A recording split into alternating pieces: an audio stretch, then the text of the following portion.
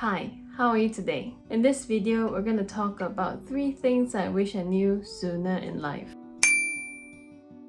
I'm Huey. I'm a licensed professional counselor at Heart to Heart with Me. It's the end of the year and it's my birthday this month. I'm turning 40 this year. I can't believe it's been 40 years. I've been reflecting on what I've learned over these 40 years and I want to share them with you. In fact, I wish that I knew them much earlier in life. The first one, introversion is not a weakness. I identify as someone that is closer to the introvert side of the introversion-extroversion spectrum. Note that I say spectrum in the sense that introversion has got different levels and extroversion has got different levels. In fact, there's this thing called ambivert. This is a topic for a different video. And from here onwards, I'm going to say introversion or extroversion rather than people who are closer to the introversion or extroversion spectrum to make it a little bit easier to talk about. As an introvert, I was and still kinda am a little bit anxious in group setting, especially when I have to speak in those group settings. For me, there's always this fear of making a fool out of myself in front of all these people, or there's a fear of situation becoming awkward, don't know what to say. Even when I was among my friends, I was afraid of sharing my point of view or even share my story. I did try to open my mouth and share my story or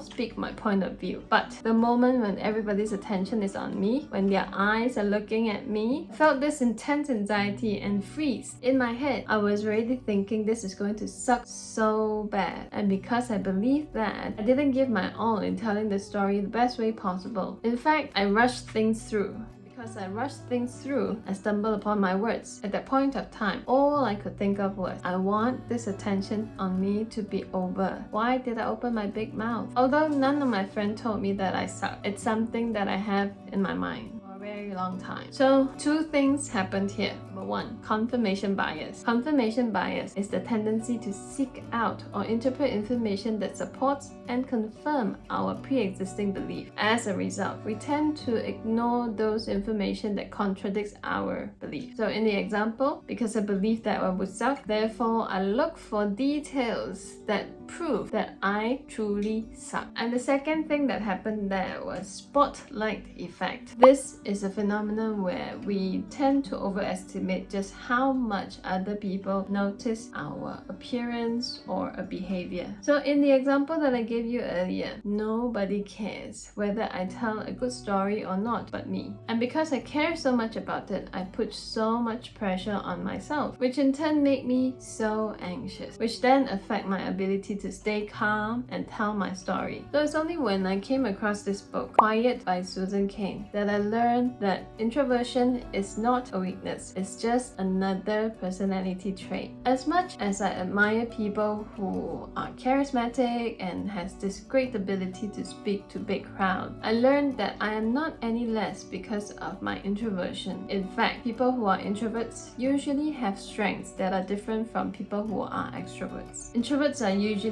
observant, thoughtful, empathetic, and extroverts are usually sociable, fun to be around, and charismatic. Now, note that I didn't say one is better than another. I'm saying that it's just different personality traits, and the world needs different people with different personality traits to work. My confidence level increased when I stopped seeing introversion as a weakness. I was able to be more comfortable in my own skin. And speaking of being comfortable in my own skin, I literally wasn't comfortable with my own skin. When I was a teenager, I started noticing that there's a lot of tiny little bumps on my skin. And I recently learned that a lot of people have it too. It's a skin condition that's called keratosis pilaris, or most people call it chicken skin. It doesn't itch, it doesn't hurt. It's just a lot of tiny little bumps on the skin. And because I noticed that it's there, I thought that other people would notice the same thing and they would be grossed out by this. I was so conscious about people coming near me, especially when they accidentally touch my skin. And this really small percentage of people that accidentally touch my skin would ask me if I was cold, because it actually felt like goosebumps. Because I didn't want to draw any more attention to it, I just smiled and say yes. And just like before, it's a spotlight effect. I overestimated how much people care about my skin. Nobody cares, and I'm loved just the same despite this chicken skin condition. Number 3, fear of taking up space. Before I learned about introversion is not a weakness, I was afraid of speaking up. I was apologetic when I had to talk to people for the fear of wasting their time. I was apologetic when I enter a room. It's almost like I don't belong there or I don't deserve to be there. After reading the book Quiet, I learned that as an introvert, I have my own strengths. I learned to be braver. I learned to speak up. I learned to take up space and not be apologetic anymore. My point of view is just as important as everybody's point of view. And because of that, I have something that I can offer at the table too. Above are 3 things that I wish that my younger self learned much